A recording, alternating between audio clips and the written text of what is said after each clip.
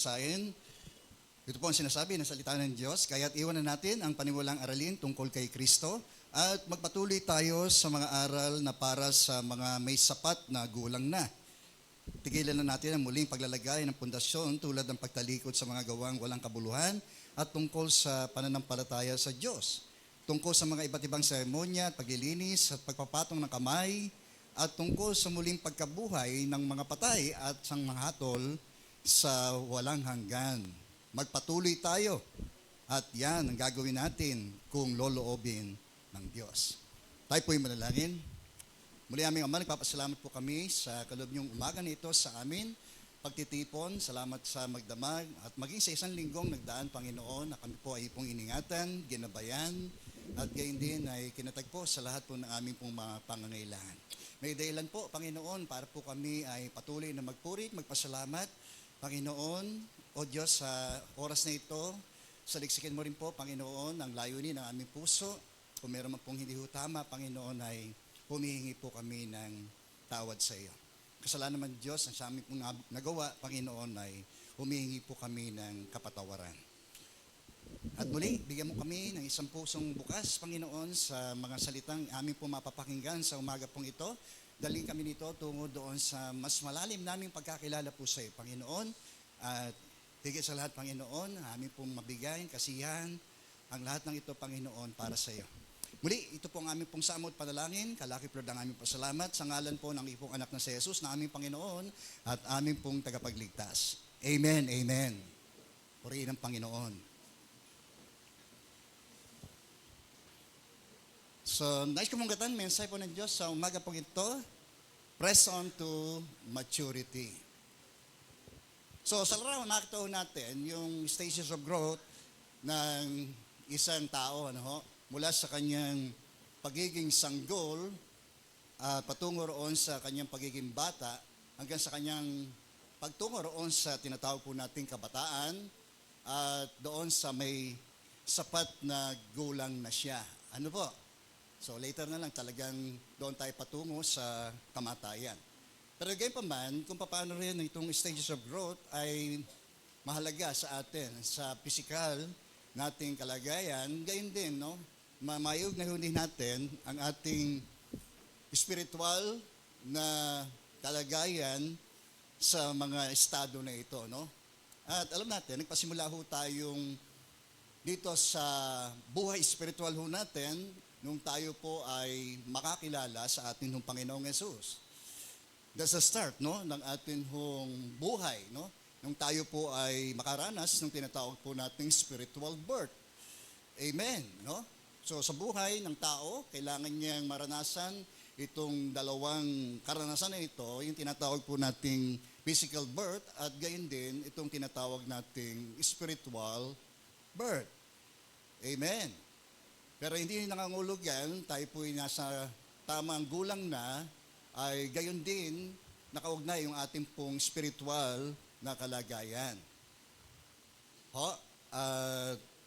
Tayo man, ay may tuturing na nasa sapat na gulang nung tayo po tumanggap kay Kristo, pero sa kalagayan ho natin spiritual, nagmistula ho tayong parang isang sanggol na naipanganak.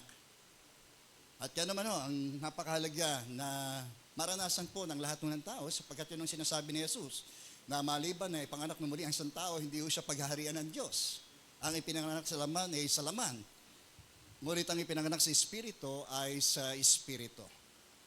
Amen.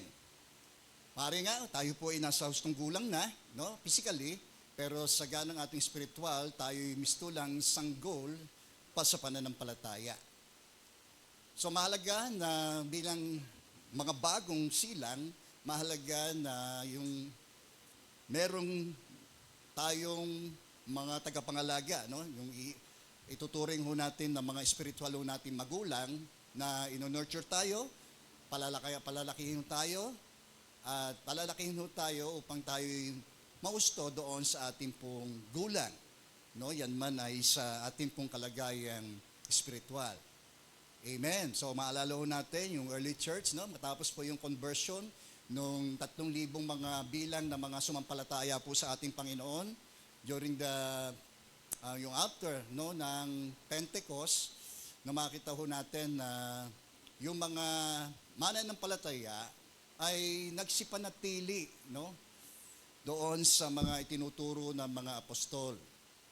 No, sa pagsasama bilang magkakapatid, yung tinatawag po nating fellowship, at yung the breaking of the bread, at yung pong prayer, no? At sila po ay nag-involve doon sa mga bagay na yon, at yun po ang nakatulong sa kanila tungo roon sa kanilang paglagong spiritual. Amen po? So, the same principle naman, no? Ginagawa rin naman ho natin para makatulong sa ating paglago ay ganun pa rin. No? Ang mahalaga lamang ay meron tayong desire to grow. Amen po ba?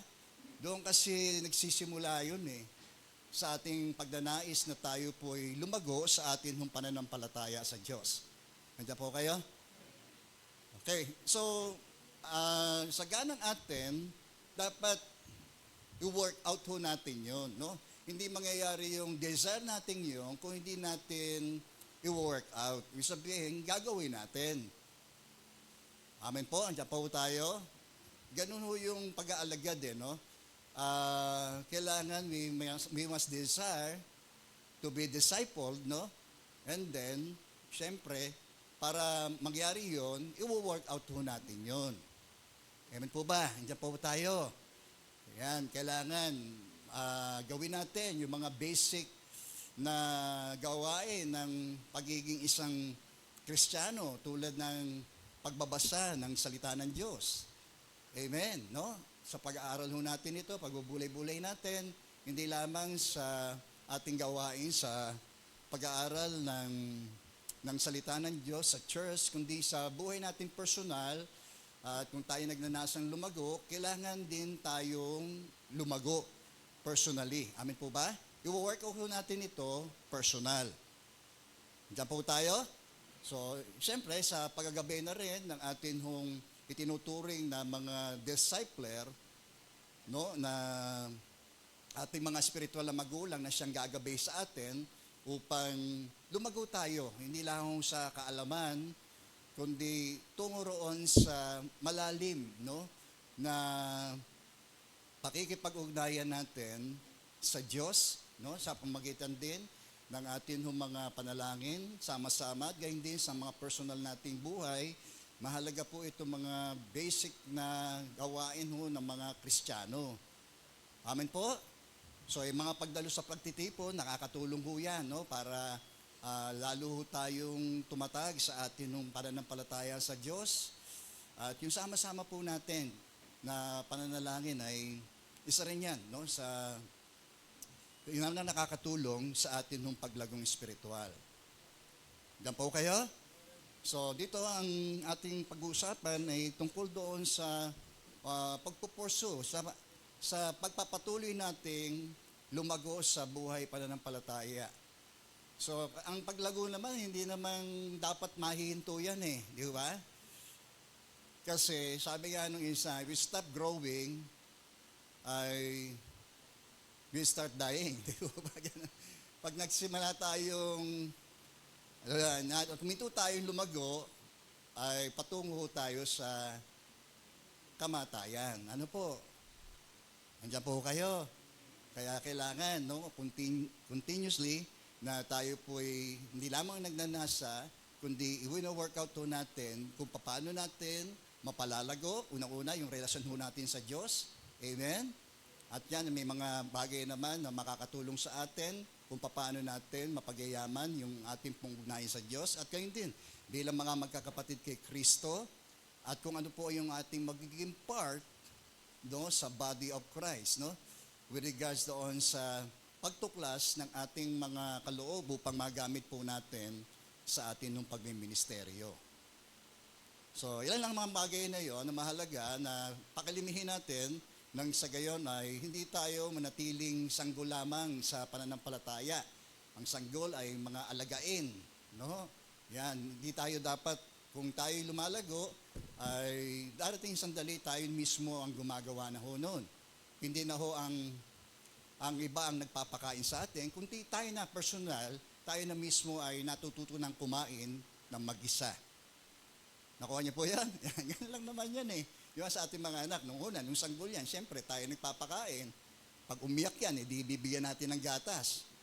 So, gayon din, no? Sa pagkain spiritual natin ang salita ng Diyos. Kung ikaw ay bagong silang na sanggol, yung mga basic teachings, no? Basic food na tinuturing na natin, no? Yung mga nabanggit po rito, tungkol sa kaligtasan, tungkol sa pagtalikod sa kasalanan, tungkol sa bautismo, sa pagpapatong ng kamay. So, yun ang mga basic teachings, yung mga ABC ng Christianity with regards doon sa mga teachings na ito. Okay po? Andiyan po tayo? Okay? Pero kailangan lumago tayo, di po ba? Hindi tayo manatiling mga nursery, di po ba? Ayan. Hindi rin tayo manatiling grade 1, kundi, di ba, pagkatapos ng atin pagtatapos, di po ba, doon sa ating class card, ay nandoon na nakalagay na eligible to transfer to, di ba, merong eligibility na ikaw ay pwede nang pumasok sa mataas na grado. Amin po ba? Nandiyan po kayo? Okay. So, ganun din, no? Although wala naman tayong grading system, ang nagagrado naman sa atin, walang iba kundi ang Panginoon eh. Okay? So may bahagi ang Diyos para tayo po lumago sapagkat maaaring nga may nagtatanim, may mga nagdidilig, pero ang Diyos pa rin ang nagpapatubo at nagpapalago. Kaya lang, bilang isang Kristiyano, mahalaga na magkaroon tayo ng personal na pag-workout doon sa atin paglago. Okay po? Kasi kung hindi natin sasadyain din, wala akong mangyayaring paglago sa atin. Tama po? Yan, gusto ba natin makilala si Kristo? Amen. So, higit doon sa ating pagkakilala sa Kanya, pagtanggap natin sa Kanya bilang ating tagapagligtas. So, i-workout natin yun para makatulong personal sa atin, sa ating paglago at pagkakilala kay Kristo. Tulad ni Paul, di ba? Kaya sinabi niya, ang tanging hangarin ko ngayon ay makilala si Kristo. Maranasan ang kanyang mga hirap. Diba? Maging doon sa kanyang kamatayan, dahil doon sa pag-asa niya, doon sa muling pagkabuhay. So, ang isang lumalagong Kristiyano ay nagkakaroon, no, ng ganung klase ng attitude o yung pangkaisipan, no, tulad ni Kristo. Yan. So, yun naman ang natin yung goal ng Diyos para sa atin, to be Christ-like. Amen. Diyan ho tayo? In all aspect, no, na sinasabi na sa lahat ng aspeto ay maging tulad tayo ni Kristo. Okay po? Yan. So dito, isa sa mahalagang problema ng mga Kristiyano, mga Hebrews, ay yung pong pag-uusig, no, na kanila pong nararanasan ng mga pagkakataong ito. Katunayan, doon po sa Hebrews chapter 11, doon sa talaan ng mga taong may pananampalataya sa Diyos, natala rin doon yun. Yung mga paghihirap ng mga Kristiyano nitong mga kapanahonang ito. Sa ilalim ng mga Romano. Kaya matindi ang pag-uusig sa mga Kristiyano ng mga panahong ito. Kaya yung iba ay nanganganib na tumalikod sa kanilang pananampalataya sa Diyos. Okay? So, yung isa rin na nabanggit dito sa sulat na ito ay yung babala tungkol sa pagtalikod. Okay? Pagtalikod doon sa, hindi lang doon sa, dahil doon sa matinding pag-uusig, dahil sa pagsubok na naranasan po nila, kundi doon sa pagsubok doon sa mga aral ho ng Diyos. Meron pong dalawang tinuturing na tinatawag nating apostasy. Pag sinabi nating apostasy, pagtalikod ang ibig pong sabihin noon. Dito, yung tinutukoy ng sumulat ay yung tinatawag na doctrinal apostasy. Yung pagtalikod doon sa mga aral, turo ng Biblia o ng mga apostol ni Jesus. No? Yun yung sinasabi nating doctrinal apostasy. Kaya mahalaga na nag-aaral ho tayo ng Biblia sapagkat sabi nga rin ni Paul bilang babala doon sa kay Timothy na sa mga huling araw maraming tatalikod sa kanilang mga pananampalataya. Susundin nila yung aral at turo ng may tatak ng pagiging alipin ni Satanas. So yung mga bagay na yon ay isa sa mga warning nang sumulat niya itong sa mga Hebreyong mananampalataya, ukos sa tinatawag na doctrinal apostasy. Pangalawa, yung moral apostasy. No? Mapanganib itong dalawang ito sapagkat ito ang isang nagiging mitya para ang isang mananampalataya ay tumalikod sa Panginoon. Kapag tayo isang mananampalataya, namuhay siya sa pagkakasala at naging alipin muli siya ng kasalanan, darating ang sandali na talagang tatalikod siya sa kanyang pananampalataya. So marami pong ganon. Ano po? Kaya iba talagang mahahanap na lamang ng mga guro at mga mangangaral na gusto lang nila yung aayon sa kanilang pakinig. Amen. Pero pagdating na sa pagsusupil dahil sa kasalanan, pagsawata dahil sa kasalanan, marami na hong umaayaw at tumatanggi. Amen po? Amen po ba? Diyan pa kayo? So, nilagay lang natin mga bagay na yun. Kasi pwede rin mangyari sa sino man sa atin. Ano po?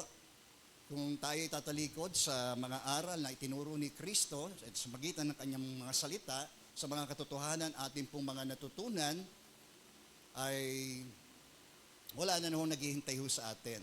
No? Kaya nga, sa ganang atin, wala ho tayong eternal security. Ano po? So, sa pahagi ng Diyos, meron tayong eternal security. Pero sa ganang atin ho bilang tao, it's our choice, no? Kung magkukwit tayo o hindi. Amen po ba? Hello, diyan po tayo?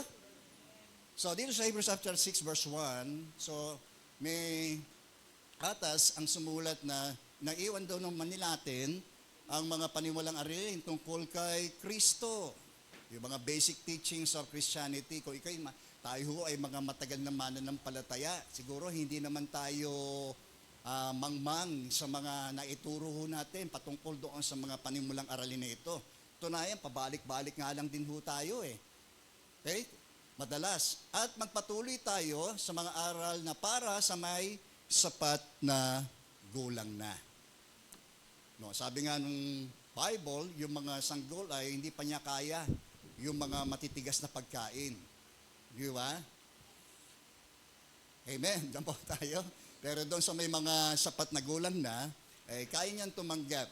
Lalo na kung ito'y may kinalaman na doon sa mga pagsawata at pagtutuwid sa ating mga likong mga kaisipan, pananaw, mga katwiran, at gayon din sa ating pamumuhay. Kaya si Kristo, hindi siya na-impress doon sa dami ng mga taong lumalapit po sa kanya eh. Kahit pinagkakalimpunan siya ng tao eh. Kasi alam niya ang puso ng mga tao ito eh. Kung bakit dinadagsa siya ng mga tao. Okay? Amen po? Kaya ang Diyos pa rin ang siyang sumisiyasat ng layunin po ng puso ng tao. Kaya mga aral, sapat na tayo, dapat ay yung mga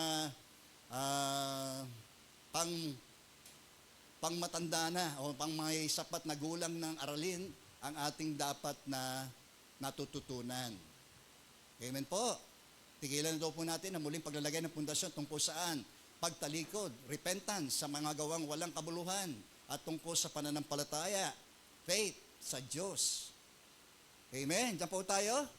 So, although mahalaga yan, kasi sapagkat yan ang pinaka-basic foundation ng atin ng relasyon sa Diyos eh. Di ba? Through faith in Christ. Through Christ alone. No? Through faith alone. Amen po ba? And by grace alone. Amen. Amen. Sumunod. Okay. May mga katangian ho tayo, naturally, na madalas ay nakikipagbuno sa atin hong paglago. O bakit nga po ba sa atin, naging stunted yung atin hong growth when it comes sa ating spiritual life. So, ilan na sa mga bagay na ito ay, sabi rito, we are creatures of habit. Tayo po ay mga nilalang na meron pong mga nakaugalian. Tama ko ba yan? O nakasanayan. As the saying goes, sabi rin, old habits die hard. Naku, napakahirap ng baguhin niya, pastor. Eh, yun ang nakasanayan ko eh. Di ba?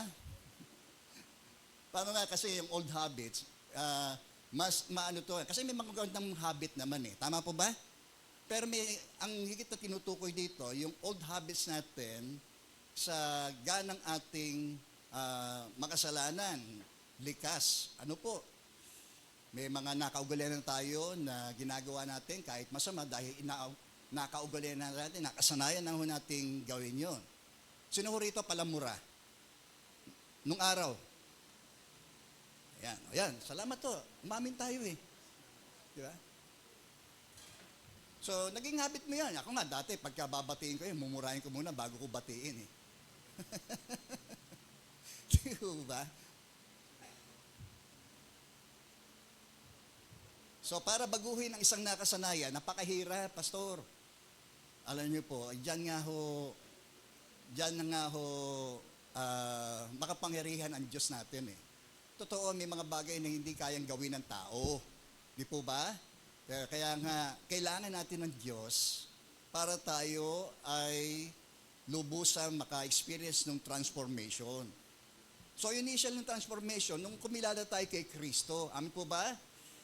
Kaya nga, yung likas na binigay ho ng Diyos sa atin, kasi nga, yung likas na magiging makasalanan natin, di po ba? Kasi kaya kung ano ang dikta ng kasalanan sa atin, yun ang ating sinusunod. Di ba? Pero nung tayo kumilala kay Kristo, pinalaya niya tayo doon sa pagkakaalipin na yun.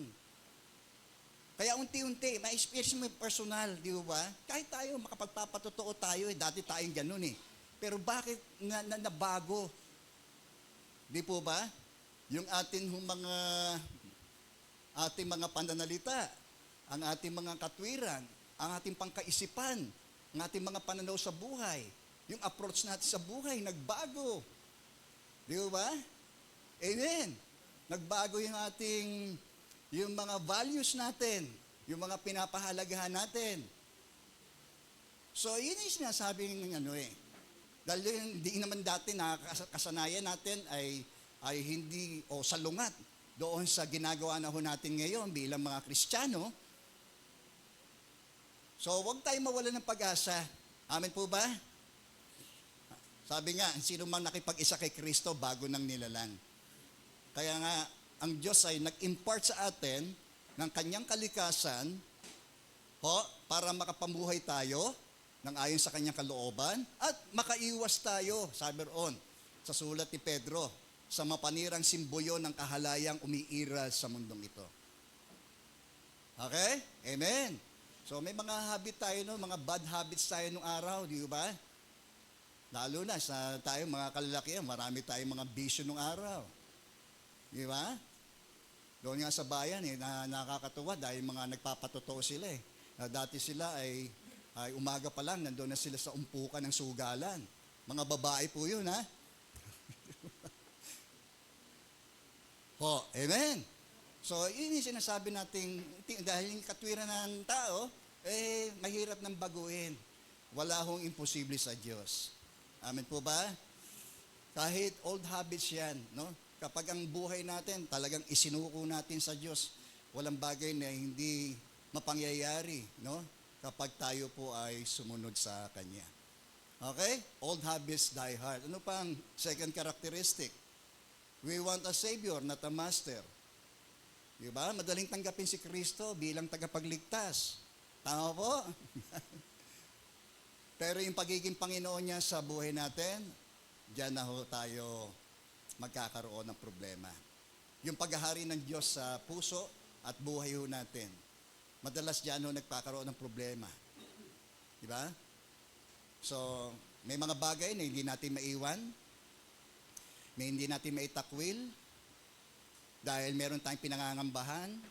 Ang inisip natin, ano isipin ng tao sa atin? Kung ating gagawin ho yun. Diyan po tayo. Pero hindi natin isinasangalang yung sasabihin ng Diyos para sa atin. Di ba? So, nung tawagin ni Kristo, yung kanyang mga unang mga alagad, di ba? Sabi niya kay Pedro, sumunod kayo sa akin at gagawin ko kayong mamamalakayan ng tao. So sabi roon, agad iniwan nila yung kanilang lambat, yung kanilang bangka, kasi yun ang source of bread and butter nila eh. Amen po? So, yung lubos ng pagiging Diyos sa buhay ho natin, sasaklaw sa lahat ng aspeto ng buhay ho natin. Maging sa ating mga pangarap, sa ating mga ambisyon, sa ating mga relasyon. Di ba? Kaya nga sinasabi ni Kristo, yun ang challenge niya sa lahat ng may gustong sumunod sa Kanya. Kung gusto mo sumunod sa akin, limutin mo ang ukol sa sarili mo. Hindi maaaring maging alagad ko o aking tagasunod ang nagmamahal sa kanyang ama, ina, nang higit kaysa sa akin.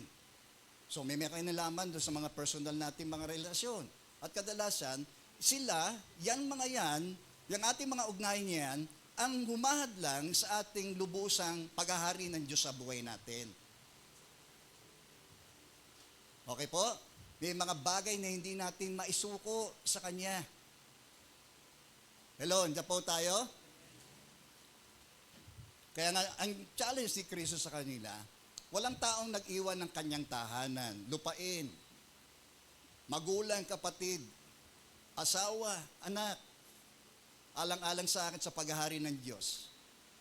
Ang di tatanggap na makapupunghigit sa buhay na ito at buhay na walang hanggan. Okay po? Yan. Gusto lang natin si Kristo hanggang Savior lang. Ligtas naman ako eh. Pero yung pagiging Panginoon niya, diyan tayo magkakaroon ng struggle eh. Kaya alam ni Kristo yon. Kaya nga, yun ang paghimok niya sa kanyang mga tagasunod, na pagsikapan ninyo, pag sumakita ninyong pumasok doon sa makipot na pintuan. Diba? Take up your cross and then follow me. Yon ang pagiging Panginoon ni Kristo. Pag sinabi nating Lord, siya ang ating Master. Amen po ba? Amen? Okay? Siya na ang masusunod, lubusan sa buhay natin. Kahit sasalungat yon sa atin nung kagustuhan, sa ating kalooban, isasantabi natin yung ating kalooban alang-alang sa pagsunod. Sasantabi natin minsan yung ating mga ugnayan alang-alang sa pagsunod natin sa Panginoon. Yun yung tinatawag po nating commitment. Sabi nga natin commitment. So, yun ang challenge, no? Kaya maraming tumitigil at nagkukwit na lang dahil yun lang, hanggang doon lang, ang nais nila na si Jesus ay maging tagapagligtas lang at hindi yung pagiging Panginoon niya sa buhay natin. Amen po ba? Yan, meron po kasing ayaw nating papakialaman tayo eh. Di po ba? Sa ating mga gusto, sa ating mga nais. So kahit yung mga ating mga pangarap, di po ba? Okay po? Diyan po tayo? Okay, pangatlong karakteristik ay we tend to stop short of our potential. Di po ba? Yung status quo, may sinasabi, parang okay na yan. Para bagang tayo na ang naglilimita sa ganang atin. Hindi ka sa ating paglilingkod, tama na yung ganyang paglilingkod. Para hindi nating naisip yung higit pang pwede nating maibigay. Amen po ba? Minsan, ang ating mga hadlang na yan dahil matanda na tayo. Minsan, parang, nga talagang malilimitahan na tayo. May mga bagay tayong nagagawa natin dati pero hindi na natin magagawa ngayon. Totoo po yun. Amen po ba? Pero ang katandaan ba ang siyang magiging hadlang para hindi nating makakilos sa ganang ating buhay ang Diyos na meron pa rin siyang pwedeng gawin sa pamamagitan po natin?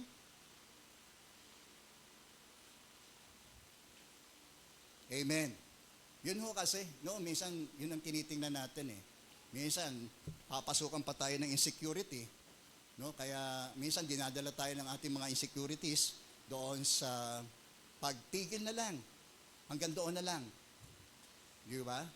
So alam niyo sa buhay paglilingkod, wala akong retirement po yan. Amen po ba? Diyan po tayo. Minsan kung nag-iisip tayo, di ba, ng mga pagdating natin ng 60, retired na tayo, di ba? O, siguro sa physical, sa buhay, di ba, pwede yun. Pero sa larangan po ng paglilingkod sa Diyos ay wala pong retirement. Okay? Yung service natin Sa sekular, pwede tayong ano yan. Di ba? Okay, palakpakan muna natin si Lord.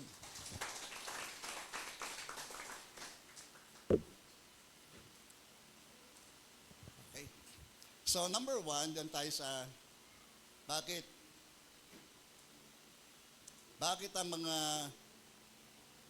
ang paglago ay ano sa atin, umiiwas. Bakit nga po ba ganun? Bakit hindi tayo lumalago? Obserbahan natin.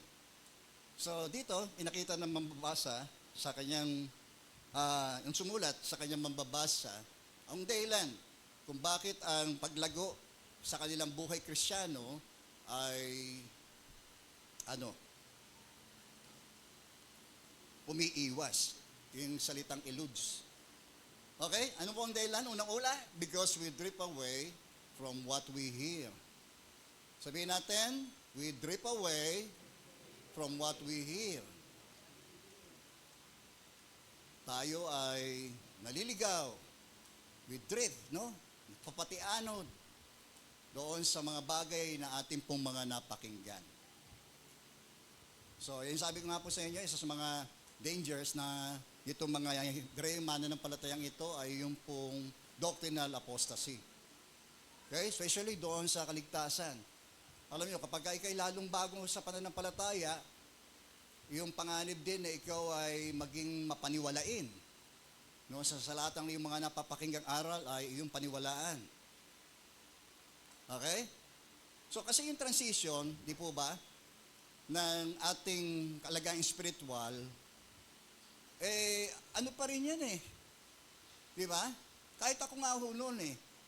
Nung bago akong Kristiyano, dumadalo ko rin sa dampalit, pero pagdating ng hapon, nagsisimba ako rin sa simbahan namin. Dapaw tayo? So, yan ang isa sa mga haraping challenges at panganib ng isang sanggol pa sa pananampalataya.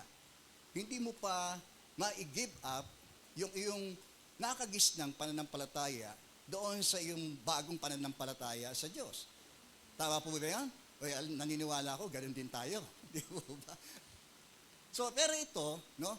So, darating sandali, maaring sila ay husto na sa gulam with regards sa spiritual, pero dahil sa kanilang marahil, yung hindi sila ganong ka-establish, katatag sa salita ng Diyos, sa mga aral, turo ng Biblia, kaya madali silang mahikayat. Amin po ba? Nandiyan po tayo. So, nahihikayat sila ng ibang mga aral at turo. So, ito ang kakulangan kung bakit hindi sila lumalago, lalo na sa kaalaman tungkol sa salita ng Diyos, kasi doon pa lang ay umiiwas na sila eh. Di po ba? O hindi kaya, natatangi sila ng ibang mga aral. Sabi sa Hebrews chapter 2, verse 1 to 3, nandiyan po tayo. Wala na ho kayo, walang sumagot eh. So sabi rito, kaya nga dapat lalo nating panghawakan. Tingnan niyo po panghawakang mabuti ang mga narinig natin. Amen. Tayo sa Assemblies of God, meron tayong 16 na tinatawag natin 16 fundamental doctrines of the Assemblies of God. No? Yung apat na mahalagang mga doktrina roon ay una, no? Si Jesus ay nagliligtas. Amin po ba? Naniniwala tayo na si Jesus ay nagliligtas. Pangalawa, si Jesus ay nagpapagaling. Pangatlo, si Jesus ay nagbabautismo sa Espiritu Santo. At si Jesus ay muling babalik. Yung apat na mga cardinal doctrines na iyon, yung the rest ng 12 na iyon, ay sumasaklaw. Ano po? Dito sa natitirang 12 mahalagang doktrina. Diyan po tayo? Okay? So mahalaga na ito naman ating mga tinuturo, kaya nga si Paul, sinasabi niya na magturo ka according to sound doctrine, no? Na yung ituturo niya ay ayon sa tamang turo. Amin po ba? Kasi mahirap na maligaw tayo. Amin po ba? Kaya nga tayo ay mahalaga na nag-aaral tayo ng salita ng Diyos, nang sa gayon hindi tayo maderail. Okay? Ng ibang mga aral. Kaya nga dapat nating panghawakan daw po mabuti ang mga narinig natin upang hindi tayo, maligaw. Okay? So yung danger na maligaw ay naroon pa rin sa atin. Eh pareho din naman eh. Si Jesus din naman ang tinuturo eh. Di ba? Amen. Kaya nga sinasabi ni Paul din, no? Test every spirit. Di po ba? So kung di tayo matatag sa salita ng Diyos, sa mga aral na makitinuturo ng Biblia, mas malamang na mahikayat tayo ng mga maling mga aral. Amen. Diyan po tayo. Okay, diyan po tayo ha. Ang mensaheng pinahayag sa magitan ng mga anghel ay napatunayang totoo. Di ba? Lalo na sa mensahe ng Ebanghelyo, ang pagligtas ni Kristo. Di ba? Yung anghel ay nagpakita doon sa mga pastor. Di ba? Ang sabi ng anghel, huwag kayong mga takot sapagkat ako'y may dalang mabuting balita na magdudulot ng malaking kagalakan sa lahat ng tao. Sapagkat isinilang ngayon sa inyong bayan ang inyong tagapagligtas. Amen. So sa atin, mas lumalim na nga lang eh. Kasi kahit nung tayo nasa dati pa ho natin pananampalataya, naniniwala tayo sa turo. Bagamat, sabi nga, hindi naman tayo nagbabasa ng Biblia noon, di ba? Alam natin yung turo sa nakagisna nating reliyon na si Jesus ang tagapagligtas. Di ba? Si Jesus ay namatay sa krus. Kaya nga, base doon sa tradisyong ginagawa natin, di ba? Lalo na tuwing mahal na araw, di ba? Ukol doon sa pagkilala natin sa sakripisyo at kamatayan ni Kristo doon sa krus. At maging yung kanyang muling pagkabuhay. Marami na tayo naniniwala ho doon eh. Amen po ba? Kaya lang, hindi natin nauunawaan, no, yung tunay na, yung content noon, yung reason, di ba? Kung bakit nga po ba siya namatay sa krus. Okay, bigyan tayong halimbawa. Maraming naniniwala si Jesus ang namatay sa krus, muli siyang nabuhay. Amen. Ngayon, nandoon siya sa kanan ng Diyos. Amen. Naniniwala ho tayo noon. Amen po ba? Eh kapag ikaw'y namatay, saan ka pupunta?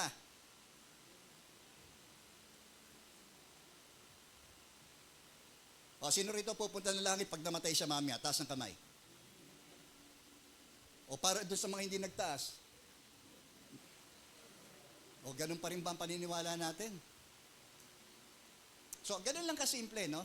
Iba yung paniniwala sa pananampalataya. Ang paniniwala, alam lang natin ng isang bagay totoo. Pero yung pananampalataya ay katiyakan ng mga bagay na ating inaasahan. Nakabatay yung ating pananampalataya sa mga katotohanan ng salita ng Diyos. Amen po ba? Yung sinabi ni Jesus, ang sinumang sumampalataya ay may buhay na walang hanggan. So yun ang ating pinananampalatayanan. Amen. So sabi, yung mga imiikan ng mga anghel na ito ay napatunayan totoo at sa hinuman lumalabi at hindi sumunod dito ay tumatanggap ng kaukulang parusa. Gayun din naman, paano tayo makakaiwas sa parusa kung hindi natin pahalagahan ang napakadakilang kaligtasan ito? Di ba? Ang Panginoon ang unang nagpahayag ng kaligtasan ito. Di ba? Kahit yung sinasabi, salvation is from the Jews. Di po ba? Kasi kausap niya rito, mga Kristiyanong Hebreyo eh. At ang mga nakarinig sa kanya ay nagpapatunay sa atin na ito ay totoo. Sabi rin ng Hebrews, ang Diyos ay nangusap noon sa pamamagitan ng mga propeta. Pero ngayon siya po ay nagsasalita sa atin sa pamamagitan ng kanyang anak. Sapagkat si Jesus ang salita ng Diyos. Siya ang katotohanan. Amen. So, pangalawang reason, sige, balik tayo. Because we fall aside. Diba? Sabi sa Hebrews chapter 3, verse 12 to 13, mga kapatid, ingatan ninyo huwag magkaroon ng sino man sa inyo ng pusong masama at walang pananampalataya na siyang maglalayo sa inyo sa Diyos na buhay. So, ito yung sinasabi natin kanina, yung moral apostasy, yung panganib na ang isang mananampalataya ay mamuhay sa pa rin sa pagkakasala at maging alipin ito muli. At darating ang sandali na yung pagpapasyang tumalikod na sa pananampalataya. Posible ba yun, Pastor? Posible po yun. Alam nyo, para ding mga Israelita yan di po ba? Yung gusto nila bumalik sa Ehipto, di ba? Dahil sa ano? Doon sa kanilang masasamang nasa. Nagsimula yun No, ayon doon sa unang Korinto, kabanatang 10, nagsimula yung kanilang yung downward spiral ng kanilang pagbagsak sa kasalanan at kamunduhan dahil sila ay nagsimula yun sa mga masasama nilang mga pagnanasa. Mula sa mga masamang pagnanasa na ito, nagtulak sa kanila upang sumamba sa mga Diyos-Diyosan. Di ba? Nung magtagal si Moses doon sa bundok nagpagawa yung mga Israelita ng di ba? Yung baka na kanilang sasambahin para mag-lead sa kanila. Amen. Di ba? So kung ang Diyos na nagligtas sa kanila sa Ehipto ay wala na sa kanilang puso, di ba? Hindi na ho mahirap na gumawa ng mga kasalanan, iba pang mga kasalanan. Ang kasalanan, nanganganak ho yan Parang pigsarin ho yan. Ano po? Minsan hindi natin pagpansin, nanganganak na ho yan ng iba pang mga kasalanan. Amen po, andiyan po tayo.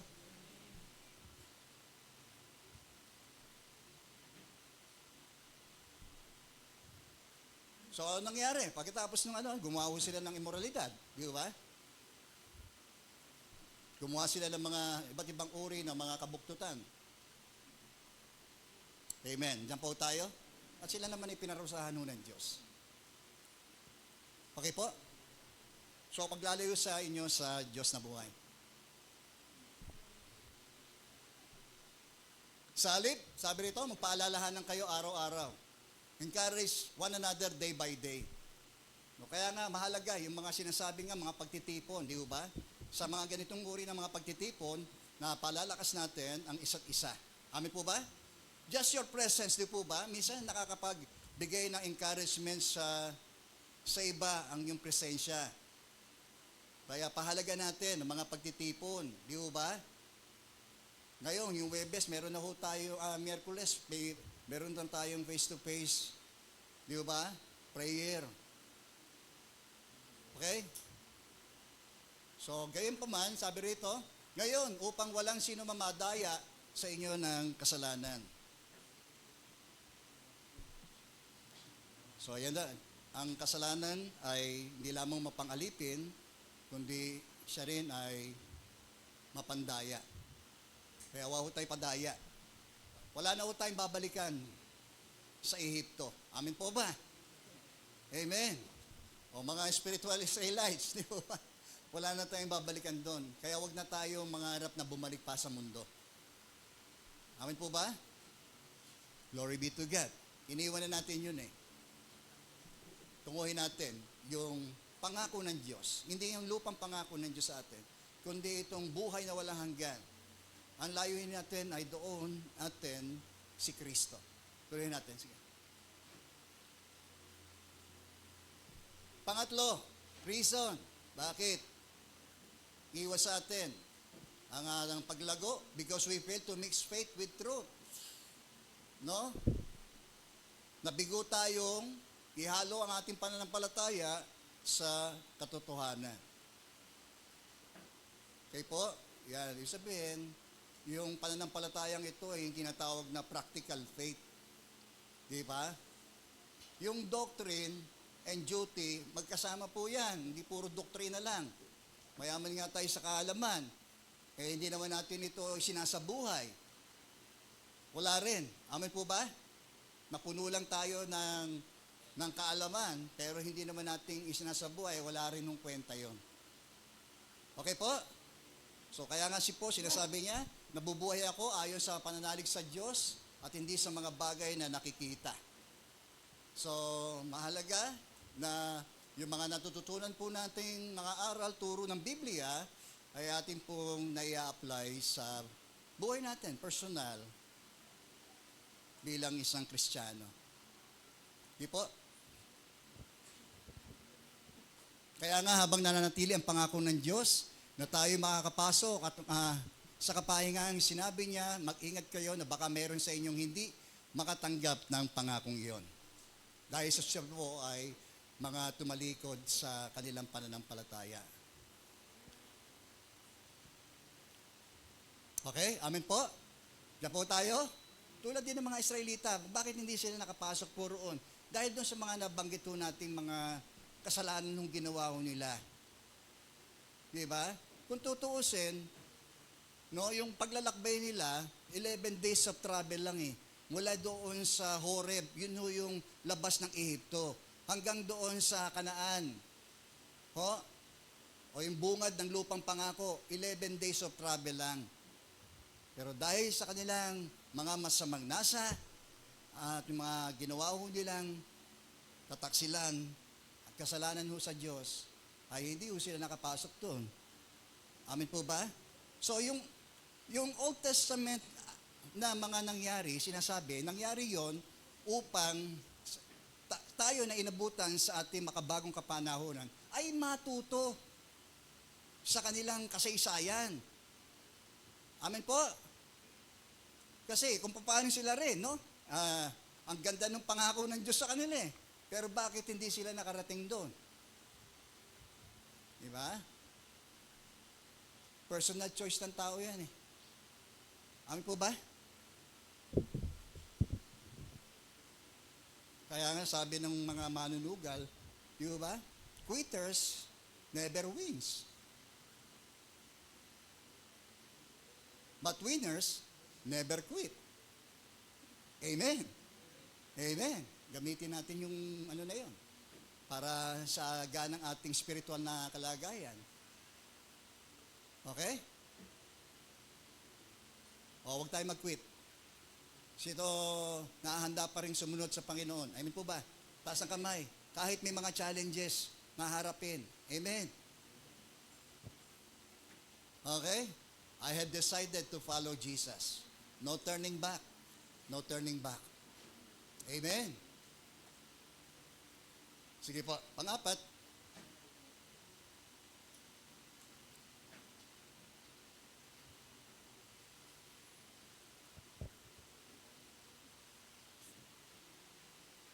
Buwelo muna si Pastor. Okay, pang-apat at panghuling dahilan kung bakit matabang ang paglago sa buhay natin ay because we become dull in hearing. Tingin niyo po yun. Sabi rin sa Hebrews chapter 5 verse 11 to 14, marami pa kayong masasabi tungkol sa mga bagay na ito, ngunit mahirap ipaliwanag sa inyo sapagkat napakabagal ninyong umunawa. Mapurol, no? Yung kanilang pangunawa. Alam nyo, kung sabihin tayo po ay mga hindi nagsipag-aral, ano po, tulad din ng mga unang apostol ni Kristo, no? Nung sila Pedro ay humarap doon sa Sanhedrin at buong katapangan nilang pinahayag yung kalooban ng Diyos sa harapan ng mga pinakamataas na mga tao pong ito. Nagulat yung mga tao na yon. Sa katapangan, pinakita po nila Pedro at Juan. Gayon na pagtanto nila na itong mga taong ito ay mga pangkaraniwang mga tao lamang at hindi nagsipag-aral. Okay po? So dito, tayo po, nung si Jesus ay tinanggap nating tagapagligtas, Panginoon ng buhay natin, ang Espiritu Santo ay atin nung tinanggap. At gumagawa ang Espiritu Santo na yan sa buhay natin kung hahayaan natin siyang gagawa sa buhay natin upang unang-una, isa sa mga work ng Holy Spirit ay magbigay sa atin ng spiritual na pagkaunawa. Nandiyan po tayo? Yan. Ganun ba yun, Pastor? Opo. Okay. Kaya hindi sukatan. Ikaw ba hindi nakapag-aral? Illiterate ka ba? Di ba? Kasi ang Espiritu Santo ang nagtuturo sa atin upang maunawaan natin ang mga aral, turo ng Diyos. Amen po ba? Diyan po tayo. Kaya itong mga taong ito, kaya nga naging mapuro sila sa pag-uunawa, kaya dapat sana, sabi rito, dapat sana tagapagturo na kayo. Subalit hanggang ngayon, kailangan pa kayong turuan ng mga paniwalang aralin ng salita ng Diyos. Okay? Amin po. Mga kapatid, di pa hulihan lahat. Amin po ba? Sabi ko nga sa inyo, magnasa tayo, unang-una. Pangalawa, intentionally, i-work out mo natin yan. Gawin mo natin yan para sa ating kalalago. Mag-aral ho tayo ng Biblia. Amin po ba? Personal sa buhay natin. Problema kasi sa atin, marami sa mga diskrasyon natin, iba ang ating pinag-aaralan eh. Di ba? Okay po, andyan pa kayo? Dapat sana kumakain na kayo ng matigas sa pagkain, ngunit hanggang ngayon, gatas pa lamang ang inyong kaya. Ano ba ang mga attitude ng mga batang mga sanggol sa pananampalataya? Maramdamin. Di ba? Ayaw na naitutuwid. Nagtatampo pagka parang batang inagawan ng candy. Hindi nadadalo. Okay po? Hello, andyan po ba tayo? Okay? So dapat sana kumakain na kayo ng matigas sa pagkain, ngunit hanggang ngayon, gatas pa lamang inyong kaya. Kaya, ganon. Ang sanggol pa ay nabubuhay sa gatas at wala pang karanasan tungkol sa mabuti at masama. Ngunit, ang matigas sa pagkain ay para sa may sapat na gulang na dahil sa pagsasanay ay marunong nang kumilala sa pagkakaiba ng mabuti sa masama. Amen po ba? Nawa ay nandito tayo. Ano po? Yan, agad natin napagkakilanan kung yung itinuturo sa atin, napapakinggan natin mga turo ay lihis o tama. Kung mali o totoo. Amen po ba? Yan, ganun lang ako kasimple yan. Naway na pagpala po tayo sa sinasabi po ng salita ng Diyos. Tayo po'y manalangin. Panginoon, salamat sa umagang ito, sa yung paghahayag sa amin, ukol din sa kung nasaan na nga po ba kami, Panginoon, with regards sa aming mga spiritual life, Panginoon. At sana nga po ba kami patungo habang kami nasa ganitong kalagayan, Panginoon.